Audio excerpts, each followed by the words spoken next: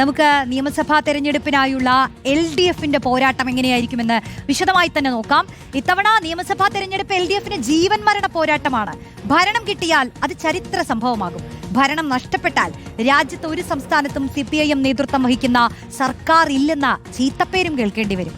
തദ്ദേശ തെരഞ്ഞെടുപ്പിലുണ്ടായ കനത്ത തിരിച്ചടിയിൽ നിന്ന് പാഠം ഉൾക്കൊണ്ട് തെറ്റുകൾ തിരുത്തി മുന്നോട്ട് പോകാനാണ് CPIMന്റെ തീരുമാനം.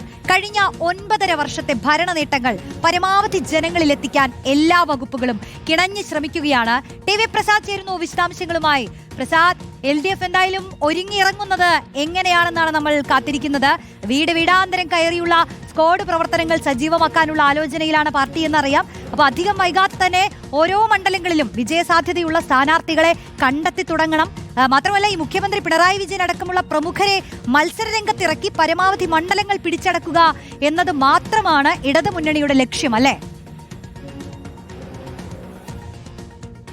ഉറപ്പായും റോഷ്നി, ക്യാപ്റ്റൻ 3 ലോഡിംഗ് എന്ന് പറയുന്ന സോഷ്യൽ മീഡിയ ക്യാമ്പയിൻ നേരത്തെ തന്നെ തുടങ്ങിക്കഴിഞ്ഞു. 3ാം പിണറായി ഭരണം ഉണ്ടാകും എന്നുള്ളത് തന്നെയാണ് CPIM പ്രവർത്തകരും LDFും എല്ലാം പ്രതീക്ഷയോടുകൂടി കാണുന്നത്. അതിനിടയിൽ ഒരു വലിയ തിരിച്ചടി CPIMനും LDFനും ഉണ്ടായത് പ്രതീക്ഷിക്കാത്ത നിലയിലുണ്ടായ തദ്ദേശ തെരഞ്ഞെടുപ്പിലെ ഒരു തിരിച്ചടിയാണ്. ആ തിരിച്ചടി ഒരിക്കലും പ്രതീക്ഷിച്ചതുമല്ല. അതുകൊണ്ട് തന്നെ കുറച്ചുകൂടി കരുതലോടുകൂടി മുന്നോട്ട് നീങ്ങാനാണ് തീരുമാനം. ഒരു വലിയ ആത്മവിശ്വാസം ഇടതുമുന്നണി ക്യാമ്പുകളിൽ പ്രത്യേകിച്ച് CPIM പ്രവർത്തകരിൽ ഉണ്ടായിരുന്നു എന്ന വിലയിരുത്തലിലേക്കാണ് CPIM സംസ്ഥാന സെക്രട്ടേറിയറ്റും സംസ്ഥാന കമ്മിറ്റിയുമെല്ലാം എത്തിയത്.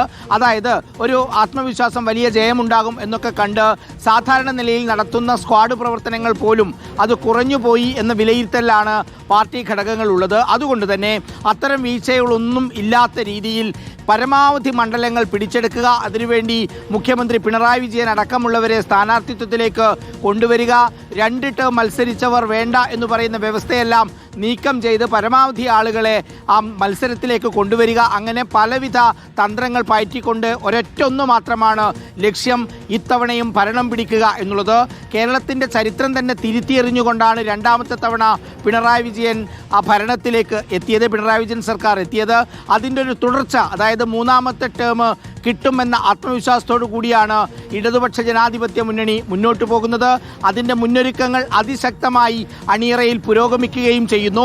ഏതൊക്കെ മണ്ഡലങ്ങളിൽ ആരൊക്കെ സ്ഥാനാർത്ഥികളാകണം എന്നത് സംബന്ധിച്ചുള്ള ഒരു ധാരണ അത് പാർട്ടി നേതാക്കന്മാർക്കിടയിൽ ഇപ്പോൾ തന്നെ വന്നു തുടങ്ങിയിട്ടുണ്ട്. ചില പ്രത്യേക നേതാക്കളെ പ്രത്യേക മണ്ഡലങ്ങളിൽ ഇറക്കി പരീക്ഷിച്ചു തുടങ്ങിയിട്ടുണ്ട്.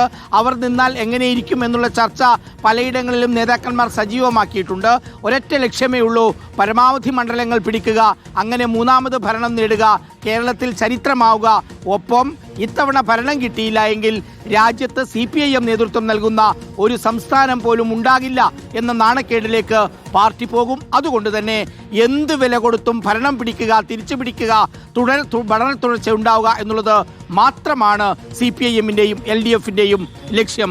റോഷ്നി, ഭരണ തുടർച്ച എന്നുള്ള ലക്ഷ്യം മാത്രം മുന്നിൽ വെച്ച് LDF എങ്ങനെയായിരിക്കും ഒരുങ്ങിയിറങ്ങുക എന്നൊക്കെ നമുക്ക് വരും ദിവസങ്ങളിൽ തന്നെ വ്യക്തമാവാൻ പോകുന്നതാണ്.